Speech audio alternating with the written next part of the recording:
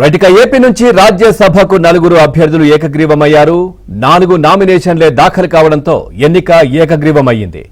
TDP నుంచి సానా సతీష్, భాష్యం రామకృష్ణ, చింతకాయల విజయ్ ఎన్నికయ్యారు. ఇటు జనసేన నుంచి లింగమనేని రమేష్ ఎన్నికయ్యారు.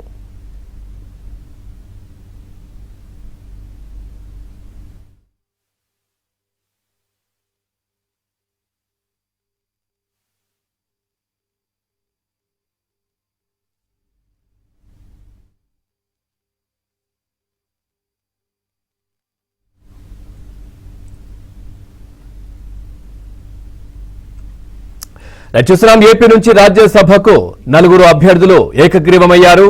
4 నామినేషన్లే దాఖలు కావడంతో ఎన్నిక ఏకగ్రీవమయ్యింది. టీడీపీ నుంచి సానా సతీష్, భాష్యం రామకృష్ణ, చింతకాయల విజయ్ ఎన్నికయ్యారు. ఇటు జనసేన నుంచి లింగమనేని రమేష్ ఎన్నికయ్యారు.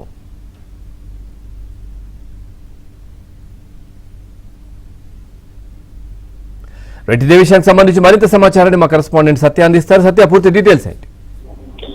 పవన్, ఏపీ నుంచి రాజ్యసభ సభ్యులుగా ఏకగ్రీవంగా 4 అభ్యర్థులు ఎన్నికయ్యారు. ముఖ్యంగా తెలుగుదేశం పార్టీ నుంచి సానా సతీష్, చింతకాయల విజయ్, అదేవిధంగా భాష్యం రామకృష్ణ ముగ్గురు కూడా ఏకగ్రీవంగా ఎన్నికయ్యారు. ఇక జనసేన నుంచి లింగమనేని రమేష్ కూడా ఏకగ్రీవంగా ఎన్నికయ్యారు. మొత్తం 4 స్థానాలకు ఎన్నికల నోటిఫికేషన్ జారీ చేయగా దానికి సంబంధించి ఈ రోజు ఉపసంహరణ ప్రక్రియ కొద్దిసేపటి క్రితం ముగిసింది. 3 గంటల సమయంలో కొత్తగా 4 స్థానాలకు 4 అభ్యర్థులు మాత్రమే నామినేషన్ దాఖలు చేయడంతో 4 కూడా ఏకగ్రీవంగా ఎన్నికైనట్లు కేంద్ర ఎన్నికల సంఘం ధృవీకరించింది.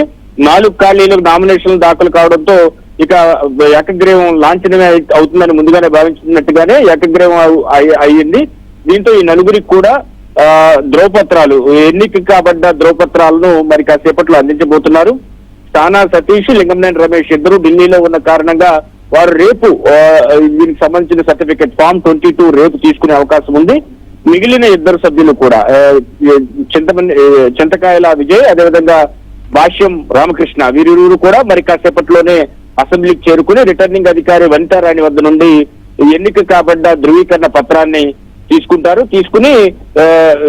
తీసుకుని అధినేత చంద్రబాబును కూడా ఈ రోజు కలిసే అవకాశం ఉంది. ఈ రోజు రేపట్లో మరొకసారి కలిసే అవకాశం ఉంది. Right, thank you Satya, thanks for the updates.